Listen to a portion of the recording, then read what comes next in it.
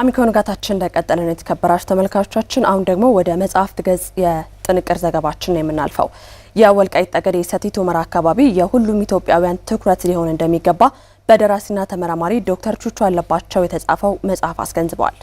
ደራሲው ዶክተር ቹቹ የተከዜ ፖለቲካ ኃይል ማንነትና የኢትዮጵያ ብሔራዊ ደህንነት በሚል ርዕስ የተጻፈው ይህ መጽሐፍ የወልቃይትና አካባቢው ለኢትዮጵያ ደህንነትና ሰላም መጠበቅ በእጅጉ አስፈላጊ የሆነበትን አመክንዮም ይተነትነዋል። መጽሐፉ በተጨማሪም የኢትዮጵያን የሚሰጠውን ጂኦ ፖለቲካዊ ጥቅም ለትውልድ የሚያስረዳም ነው። ከመጽሐፉ ደራሲ ዶክተር ቹቹ አለባቸው ጋር ደግሞ ዘጋቢያችን አበባ መኳንንት ቆይታ አድርጎ ተከታዩን ዘገባ አዘጋጅቷል። ቀጥሎ ይቀርባል።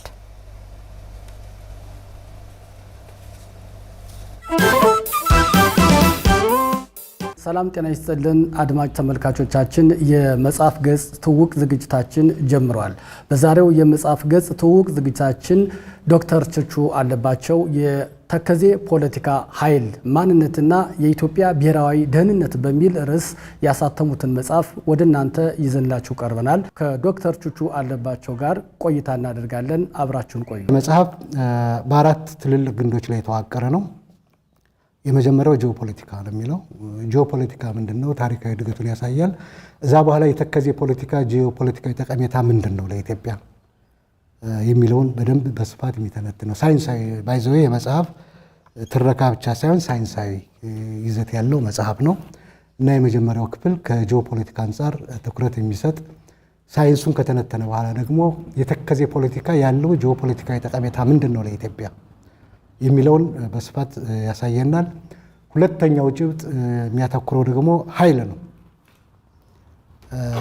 ኃይል የተከዜ ፖለቲካን የተቆጣጠረ የተከዜ ቀጠናን የተቆጣጠረ ምን ኃይል ሊያገኝ ይችላል? 8 ኃይሎች እዛ ውስጥ ተቀምጠዋል። ተከዜን መያዝ የሚያስገኛቸው የኃይል ጥቅሞች ምን ናቸው? ራሱ ኃይል ምንድን ነው? ተከዜ ፖለቲካን መቆጣጠርስ ምን አይነት ጥቅሞች የኃይል ጥቅሞች ያስገኛል? ምን አይነት ጉልበት ይሰጣል? ያን አለመያዝስ እንዴት አይነት ጉልበቶችን ያሳጣል ይነሳል የሚለውን ያመላክታል። ሶስተኛው ጭብጥ የማንነት ጉዳይ አለ። ሁላችንም እንደምናውቀው በተከዜ ቀጠና የማንነት ቀውሶችና ትግሎች አሉ። ያን አካባቢ መቆጣጠር ማለት የዜጎችን ማንነት እስከማስቀየር የመድረስ ትግል ነው እየተካሄደበት ያለውና ከቀጠናው ህዝቦች ጋር በተያያዘ መንገድ የማንነትን ጉዳይ ይወስናል። ያን ማንነት መቆጣጠር አንድም የህዝቦችን ማንነት ጠብቆ የመቀጠል ጉዳይ ነው። ሁለትም እዛ አካባቢ ባልሆነ መንገድ አካባቢ የሚፈርስና የሚበላሽ ከሆነ የማንነት ጉዳይንም አደጋ ውስጥ የሚጥል ቀጠና ነው። የመጨረሻውና አራተኛው የተከዜ ፖለቲካ ወይም የተከዜ ቀጠና ተፋሰስ የምንለው ለኢትዮጵያ ብሔራዊ ደህንነት ያለውን ትርጉም ነው የሚያሳየው። የአካባቢ ሰላም ውሎ ካላደረ ኢትዮጵያ ሰላም አትሆንም። ያን አካባቢ ሰላም ውሎ ካላደረ ማዕከላዊ መንግስቱ በሰላም ሊቀጥል በሰላም ሊኖር አይችልም።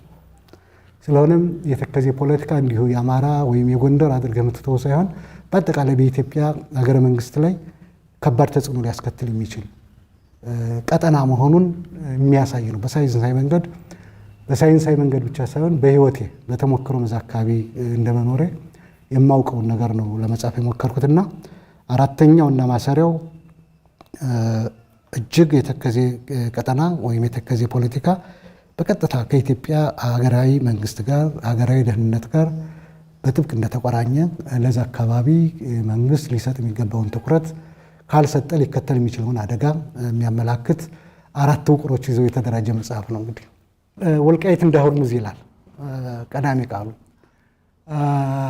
እንግዲህ ሰው ይሄን ሲሰማ የተጋነነ ሊመስለው ይችላል። ማንበብ ነው ምንድን እያልኩ ነው የሚለውን ነገር በደንብ ሰዎች እንዲገነዘቡት ፈልገው በዓለም ላይ በተለይም በፖለቲካ ሳይንስ አንዳንድ ቦታዎች ከስፋታቸው ይልቅ በጣም ጠበው ወሳኝ የሚሆኑበት ጉዳይ ይታያል። ለምሳሌ ሆርሙዝን ስታይ እጅግ በጣም ጠባብ ቀጠና ነው፣ ግን ዓለምን ሲያናጋ ታየዋለህ። የዓለምን ፖለቲካ ኢኮኖሚ የመወሰን አቅም አለው። ስለዚህ ወደ ኢትዮጵያም ስንመጣ ወልቃይት የተከዜ ፖለቲካ ሴንተር አድርጌ ነው የሳልኩት።